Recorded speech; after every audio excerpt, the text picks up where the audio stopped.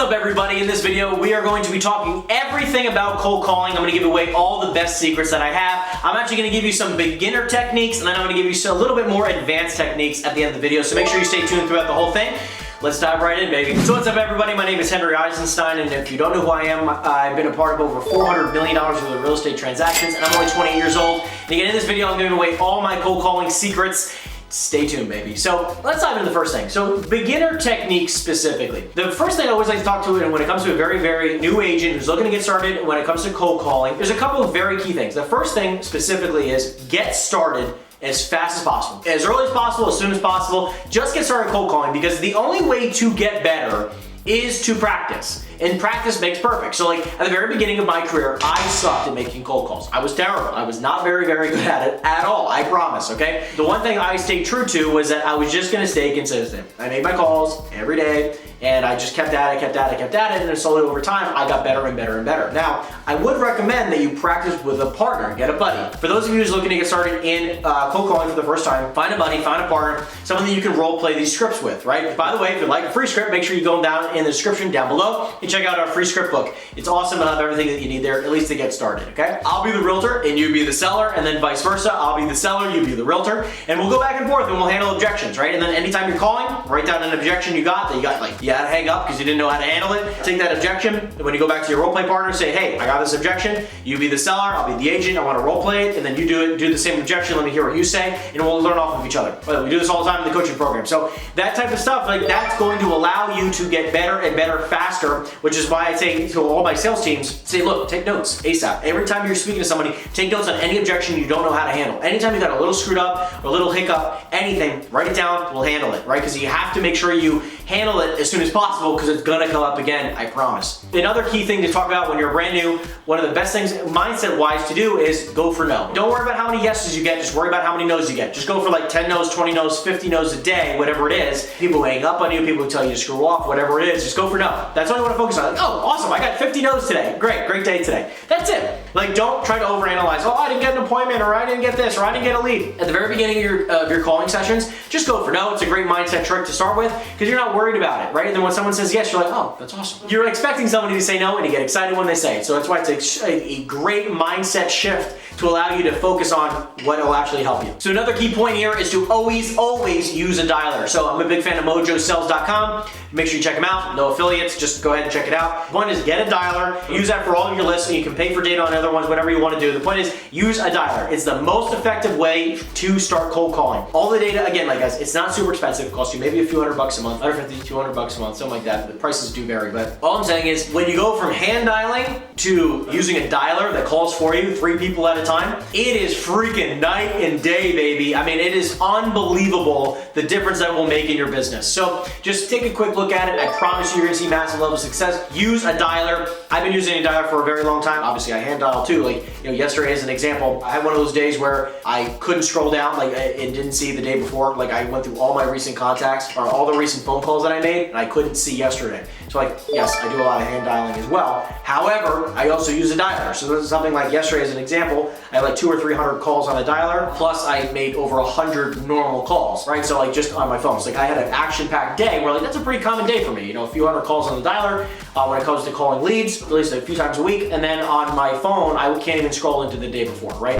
If you're getting massive value out of this video and you want to work with me personally, make sure you check out the first link in the description down below and schedule your free consultation with myself and my team. That means I had enough calls today. So that's the kinds of metrics that I look for when I'm as a beginner agent. You want to make sure you have as many calls as possible. You want to try to go for no. You want leads, but more importantly, you want appointments. And the reason why I say appointments is because calls will generate conversations. Conversations will generate leads. Now, leads are fantastic, but leads will generate appointments. So when you're calling, make sure you understand the difference here, right? Because like sometimes when these people are just you're getting a bunch of leads, you're like, I didn't make any money this month. But yeah, did you close for any appointments? You know, like this will be a quick thing. Let me talk about this on the other side. Now let's talk about some advanced tips, but I'm gonna use this one to kind of like layer into it. The metric you track when it comes to cold calling is going to create your success. Because at the very beginning, you track how many calls you made. And then as you get better, you're gonna be like, oh, all right, how many conversations did I have? And then you get better and you're like, how many leads did I generate today? They're gonna get even better and you're gonna be like, how many appointments did I set today? And then you're gonna get even better and like, how many contracts did I sign today? Because the contracts are going to lead to the most money possible, right? Because contracts equals dollars, but obviously you have to take a step back and say like, what are the actual metrics that are most important that will actually lead to dollars in my pocket? Well, it's gonna come to really most importantly two things. How many appointments did you set and how many leads did you generate? Generating a lot of leads every day is important, but if you set no appointments, you're not going to make any money, right? Because appointments is where the contracts get signed. So most importantly, every day, you're not gonna like on your goal sheet, it's not gonna be, I wanna generate, I wanna have 100 calls today. You should say, I wanna set 2 appointments, 3 appointments today. That should be your goal. Every day set an appointment. Every day set 2 appointments, 3 appointments to go meet with somebody. Because again, you have 2 agents and one person's doing 300 calls a day but sets no appointments, and this person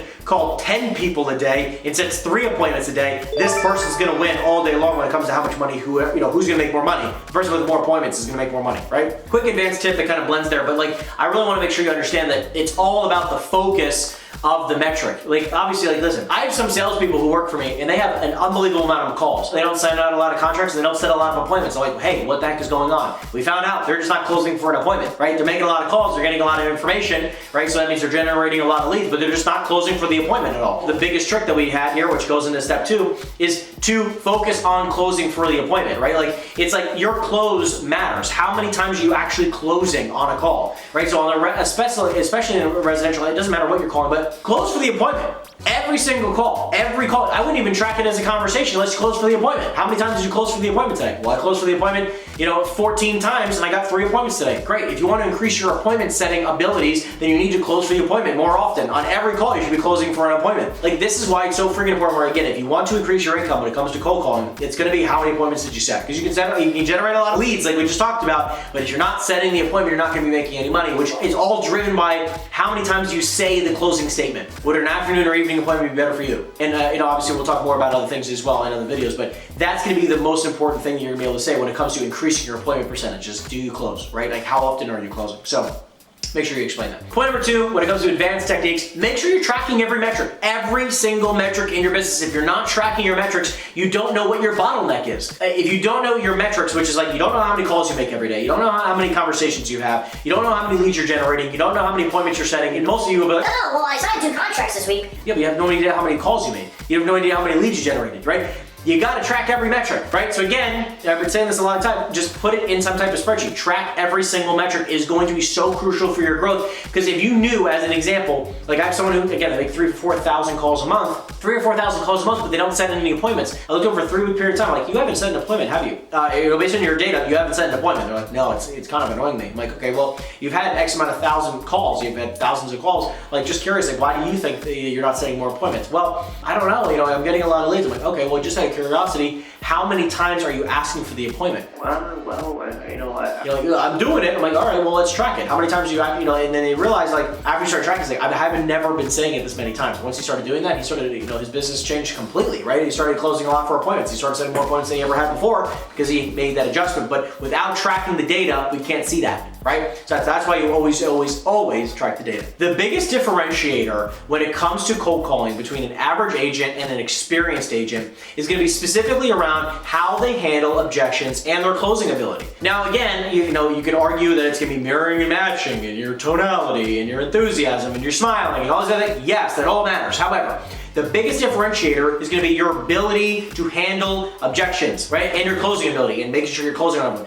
If you can just enhance your skill sets when it comes to closing and your objection handling, which is going to go back into one of the basic ones, which is just practice your objection handling. Those 2 things are going to drastically change your income when it comes to cold calling. It's going to drastically change your output because the people who can handle objections incredibly well, you're going to have a way higher conversion rate on your closing, especially if you're closing on every call. So if you want to increase your income, get better at objection handling because you're going to become a sales ninja and make a lot more money. And that means you'll set a lot more appointments. Anyways, guys, if you like this video, give it a thumbs up and subscribe. And make sure, again, if you have any questions, make sure you put it in the comment section down below. We answer every single question out there. So on that, guys, I appreciate you so very much, and I'll see you in the next video. Take care, everyone.